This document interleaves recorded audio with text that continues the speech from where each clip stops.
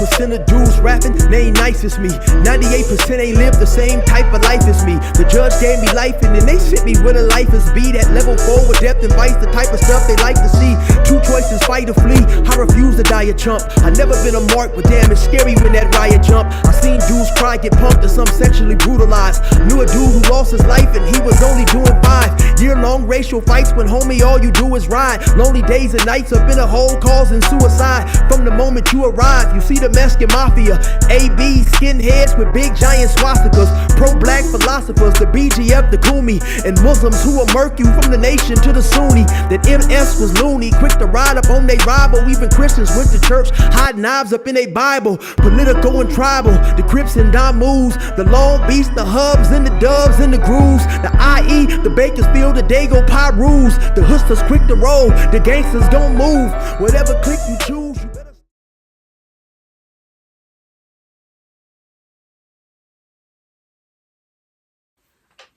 Say, what's cracking, YouTube? It's your boy 16 to Life, and I'm back like I'm on a parole violation. Yard down!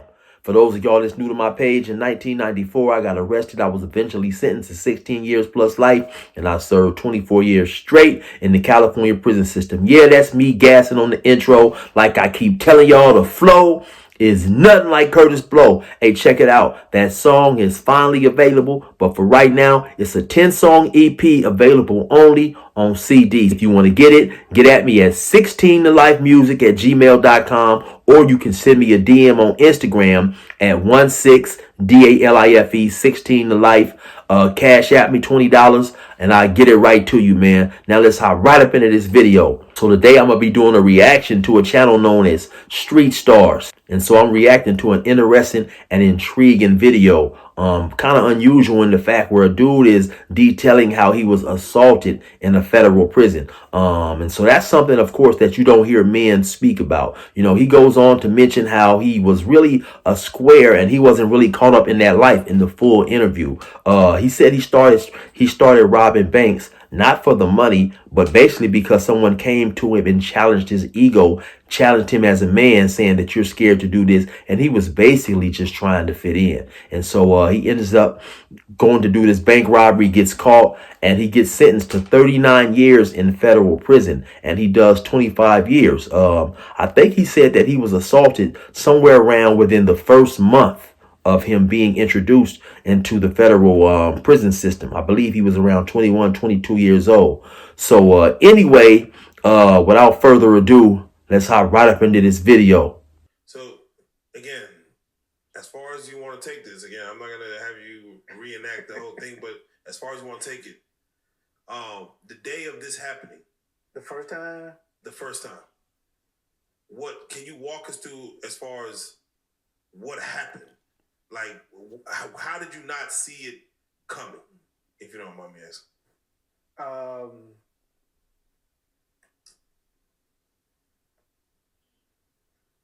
Because we were just kind of like... Okay, so... I know the question.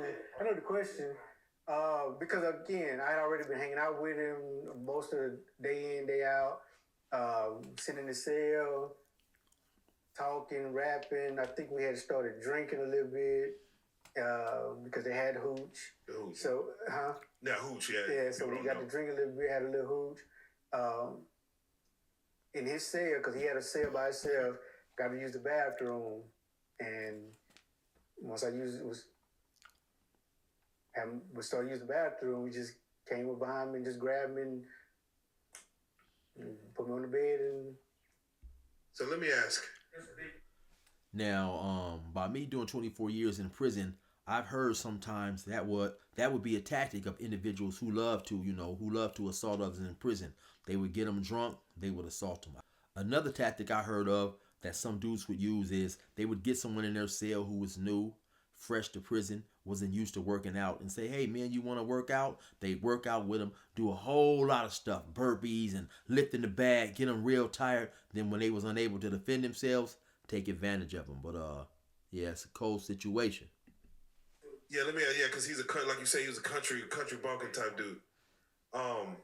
Are you physically trying to fight this out? Because again, from you're 21 years old, You're 150. About as much as I could, be honest with you. It ain't like I just say, oh yeah, go ahead. Yeah, go ahead and do it. No, I tussle a little bit about as much as I could, but again, because how he caught me off guard, coming behind me, and he was a bigger guy, So, mind you, and this is all hindsight now, he'd been plotting this, or at least let's say he didn't plot it, but he'd been testing you, and then he got you to this point. Do you feel at the moment that, like, what do you feel was going through his head? Like, oh, I've been waiting to do this, or this is just in the moment. This is just what it is, man. Like, do you go through? Because mind you, we're gonna get to it, but you were probably trying to get commission to do some harm back to this man. But do you feel like he was like, this man?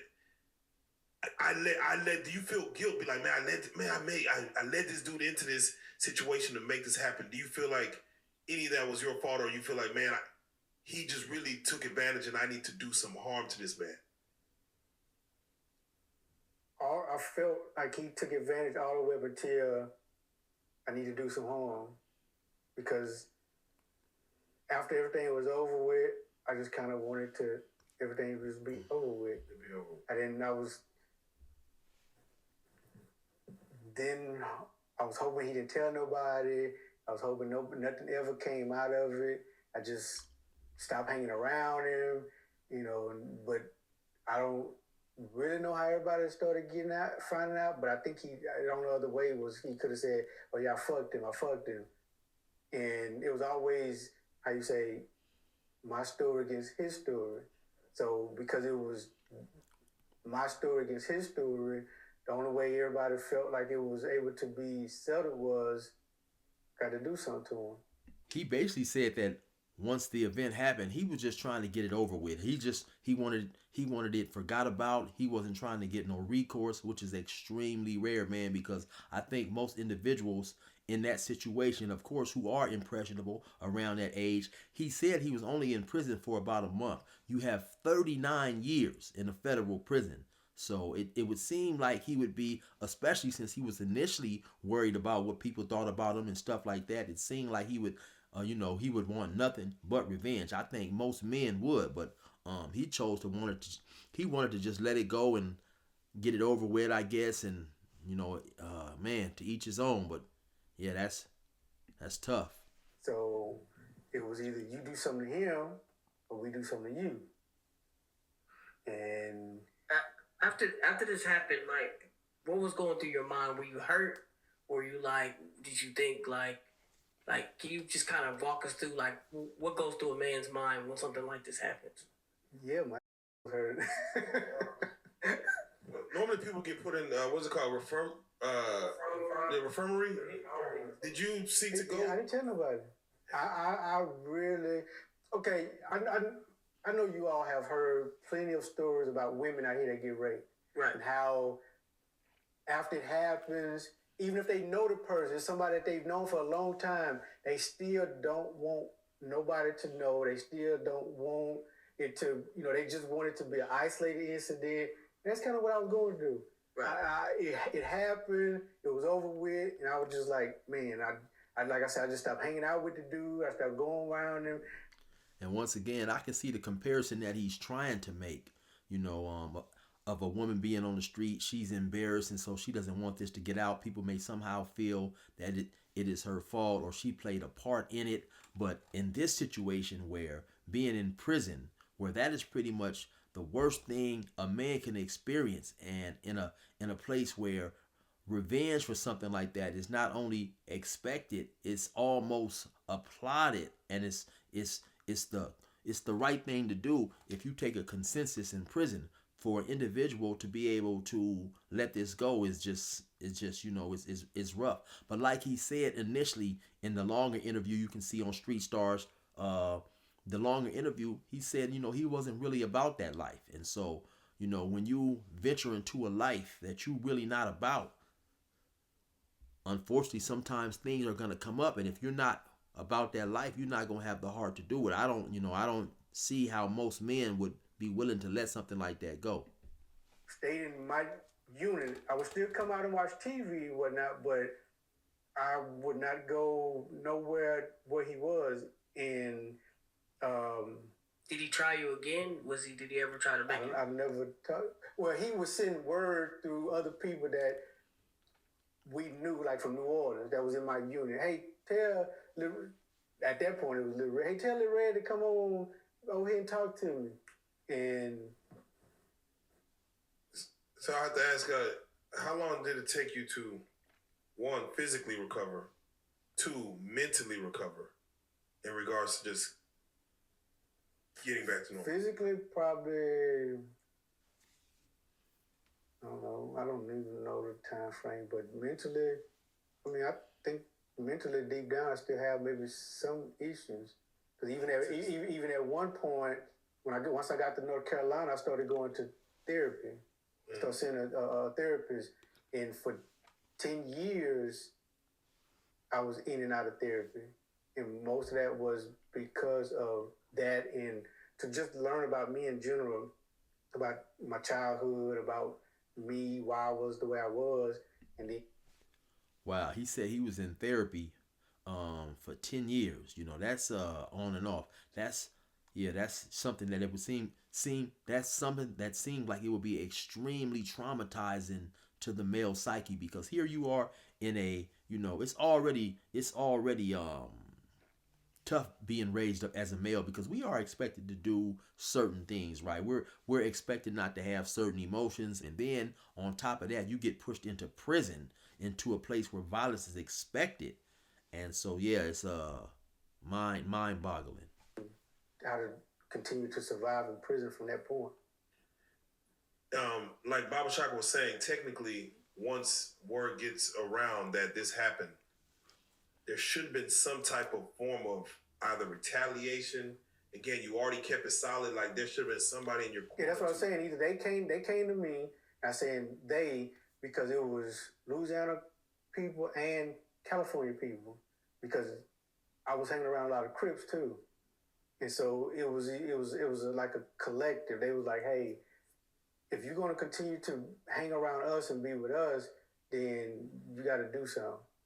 If you don't do something, then we do something to you, because we can't have that. Basically, that blemish on our car, on our car, so to speak. So yeah, so basically what he's saying is, you know, you had two different cars approach him. You know, he's from Louisiana, so he obviously was riding with the Louisiana car. Then he was hanging with some Crips, and they said, hey man, pretty much, you know, you have to go do this. You know, you have to get this dude. Now you may have some people out there be thinking, well, okay, this dude obviously is not from that life, so why didn't one of his homies go get him? Well, you know, in prison, especially, you may have dudes who will fight with you, but you're rarely gonna have a person fight for you if you're not willing to want to get back, especially in something as foul as this. Then you know you're gonna have most individuals not willing to put their risk their life, their freedom on the line, you know, going to the hole or whatever. But something like this that's so atrocious as this, you know, it's hard to understand for a person being in prison why an individual wouldn't want to go get his revenge. Yeah. So they felt like if I didn't do something, they'd do something to me. So they put a blade in your hand. They put a knife in your hand. Yep. It was an ice pick. An ice pick. Who? And you don't gotta say no names, but as far as who within the group gave you that ice pick, was it somebody that's respected or just somebody that just somebody that I guess they felt that I respected them because that was somebody I was talking to on a daily basis. That's it. Because it was somebody more around my age. I ain't gonna lie, for them to even get you the ice pick, that means they're serious about it. But what was it for you that made you not go through with? Because I ain't got that hard for that. And this is about how that ice pick getting put in your hand, about how many days or weeks or months after that the situation happened? About a month. About a month. So in a month, it wasn't in your heart to like put a, again, because we were talking, people that listen to this are just normal people that live a 9 to 5, or probably, haven't lived that kind of life yet. To take a blade and say, let me a month later, not saying for no reason, but let me build it up in my heart to go either try to end this man, because you got to end this man. You can't just stab him and intend to let me scratch his leg. Yeah, because in instances like that, it's gonna be a to death situation. Yeah, because the only way you survive something like that is if once it starts, the police are kind of like right there to break it up. Yeah. But other than that, if it's done off in the corner somewhere and the police can't get there, one of y'all gonna die. One of us would. It'd probably been me because I was the smaller one. Was there any ounce in you that wanted to go through with taking this man's life? Like, was anything in you, like a percentage that said, yeah, I wanted something to happen to him, but me doing it, I was too scared to do it. all right. So did you like PC up? Did you say, hey, I want protective custody because I'm being harmed and no one's protecting me? Did you tell anybody? Did you tell the guards? Yeah, before I got stabbed, I checked myself in. I was in the SHU for 2 months. And in that 2 month span, I had gotten a couple of notes from people that I know on the yard. They was like, hey, everything is good. We just squashed everything. Everything is good. You can come out. Ain't nothing gonna happen to you. It's like, all right. So I started telling the police, hey, I want to go back to the yard. And of course, it don't just happen overnight. But after a couple of days, couple of weeks, they was like, all right. Now, what's going on is all going on in the federal system. I've never been to the federal system, but I heard it's extremely violent in there. Now, I'm assuming though they're sending him these kites, telling him that it's okay to come back to the yard because they're trying to get him back to the yard to do something to him. People in prison, man, they look down and frown upon an individual like this in this instance who would let something like that happen to him and then would not want revenge. It's almost as if they take something like this personal, like, man, damn, you let somebody do that to you and now you scared, and so instead of going to get back on this dude, man, you finna go PC up, you finna go tell him that you need protection. Oh no. So it's like they take that stuff extremely personal. You may have dudes who's like, man, I embraced that dude, man, I looked out for the dude, I gave him coffee, I hung out with him, so on and so forth. So yeah, it's just a cold dynamic, man. I'm telling you, behind them prison walls, whether federal or state, it's tricky. Go. And what happened was it was snow on the ground because this was in Colorado. It was snow on the ground, and we didn't get a chance to walk through the yard itself. We walked through what they call the tunnel because because of how Colorado was, and it was in the mountain. They had to have tunnels built. So if there was ever any inclement weather, even like fog, anything, the yard would have to get shut down. We could still operate. We could still go to work. We could still go to lunch. Because some prisons I've been to, if there's fog, the whole prison shuts down until the fog clear. And sometimes that won't be until 11, 12 o'clock daytime. But by then, you'd miss a half a day of whatever. But anyway, at Colorado, when they let me out the SHU that day, they sent me through the tunnel. And when I get to the unit, it was like, one guy, he was like, what are you doing back here? I was like, well, I got a couple of notes that said it was all right for me to come back out. He was like, no, bro.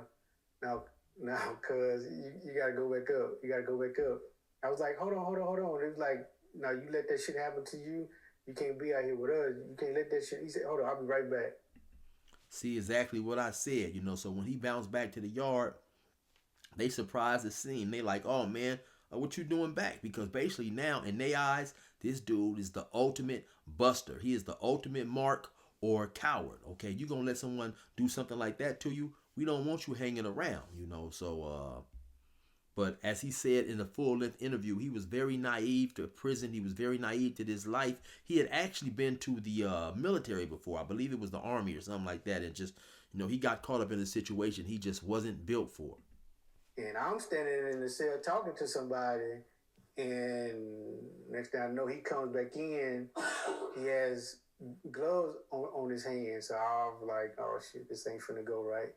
And before I knew it, he out his pocket, and he started swinging, and I So I fought back, but it still wasn't enough to dodge the getting hit.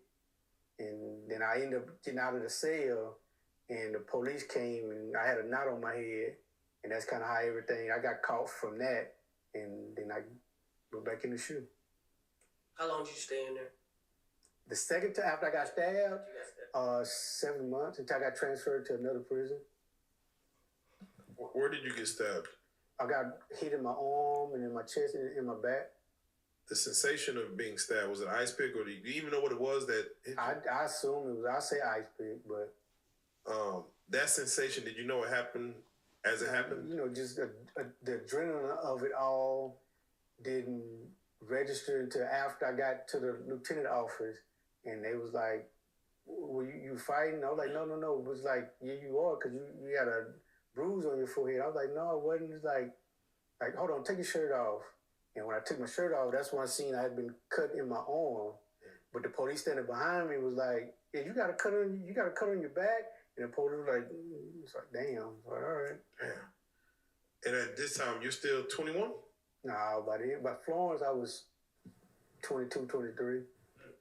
So did the administration recognize that you couldn't make it in that type of setting? So, well, I was transferred from Florence because of that.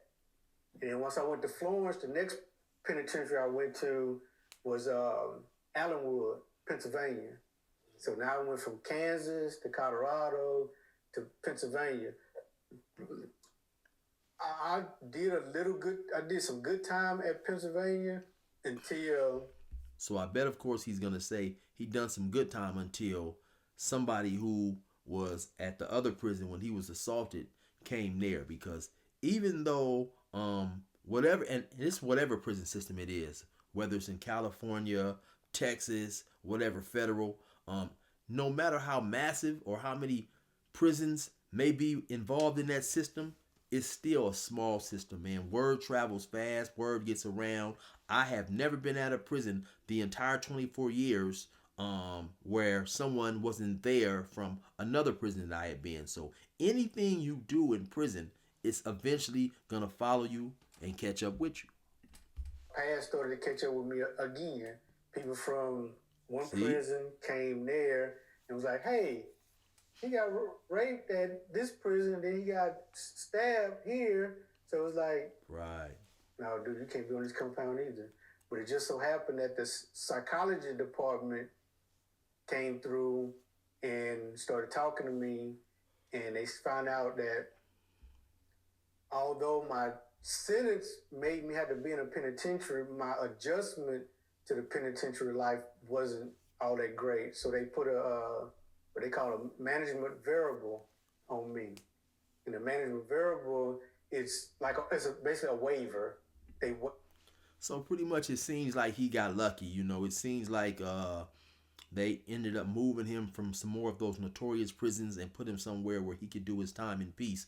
Once again, man, the name of this channel is Real Life Street Stars. If you want to watch the video in its entirety, and it's just a cold situation. You know, you may have some people out there saying, okay, well, once he got moved to this new prison, this new place, and he hadn't done anything there that would make him look negative, why was he ran off there? And so the ideology behind that is, if, man, listen, you're gonna let somebody assault you and not fend for yourself, then we definitely don't want you hanging with us, because if you're not gonna stick up for yourself, you're not gonna stick up for the collective that you hanging with. And so why should we put our lives on the line for you, and you're not even willing to stick up for yourself in any situation? You know, they're feeling like, why should we put our life on the line for you in any situation? Because prison, anything could potentially happen, even without knowing about his past. But when they find out about it, if you're not gonna stick up for yourself and you let something like this happen, then, man, you're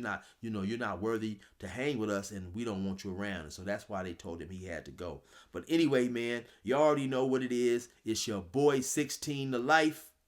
Resume normal program. They saying cause these cowards ain't playing fair. They shoot at you shoot at them, they snitch, and they don't care.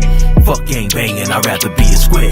Yeah. I swear to God, the game is cold, What homie. you mean? I popped on a pussy ass nigga after he stole on me. What happened next? That nigga came to court and told on me. Put that on something. I sold my soul, homie. Called the highway patrol on me, plus the sheriffs and cops. He told him my name was Eric and I carried a Glock. Soon as you start blowing shots, them niggas going to tail. Don't have a meeting with the cops and then you going to jail. They'll tell him about the shooting, take him, show him his well. DA trying to seal your cash, they gon' throw him the nails. They wanna throw me up in the cell and have me with a L again. Back to strip searchers and guards, read my mail again. Had me far away in the bay, I'm talking Pelican. Eating cold ass soy burgers and warm gelatin. I'm far too intelligent to fall for that twice. Niggas yelling gang gang and ain't about that life. And they'll turn rat right in front of your face. Get you found guilty plus 100 years on the case. Your mama in the court with tears running all on her face. Her baby shackled feet, hands and waist. Goddamn. These niggas ain't who they say they is, so beware. Fuck what they sayin', cause these cowards ain't playing fair. They shoot at you shoot at them, they snitch, and they don't care. Fuck gang banging, I'd rather be a square. These niggas ain't who they say they is, so beware. Fuck what they sayin', cause these cowards ain't playing fair. They shoot at you shoot at them, they snitch, and they don't care. Fuck gang banging, I'd rather be a square. Yeah. Doing life's no joke, I been where the apes been. You ain't really bout that smoke, you a vape pen. Soon as they catch a joke, in the feds or the state pen. That tough guy shit get shed quick like snake skin. Real and fake men can't exist together. I stay down, you turn snitch, so you a bitch forever. Imagine me snitch never, boy, I stuck to the code. You hit the county for a month, you said fucking and told. Soon as you heard your bitch Nicole was fucking all of your best friend. The news damn near killed you, nigga, caved your chest in. You told about the murders that y'all did on the West End. Who was popping the burners and the one who said let's spin. Cooperated then, signed an affidavit. Felt your life was over, nigga, you was trying to save it. So you told on Antoine, LeBron, Marcus, and David. Came home and half your hood forgave it. Goddamn. These niggas ain't who they say they is, so beware. Fuck what they sayin', cause these cowards ain't playing fair. They shoot at you shoot at them, they snitch, and they don't care. Fuck gang banging, I'd rather be a square. These niggas ain't who they say they is, so beware. Fuck what they sayin', cause these cowards ain't playing fair. They shoot at you shoot at them, they snitch, and they don't care. Fuck gang banging, I'd rather be a square. Yeah.